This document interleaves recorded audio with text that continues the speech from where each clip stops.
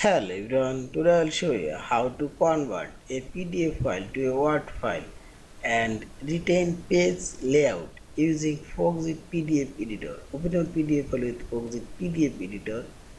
Now click on this convert option already selected, and here you will find this image option and click on this down arrow and select Word option,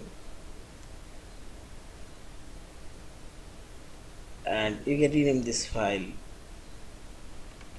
and this setting option select here, and you can select all pages, and here you will find this retain page layout and select. Also you can include comments. Now select save, and say this page layout now remain. Yeah, this is. Thank you for watching. Please subscribe, like, share and comments.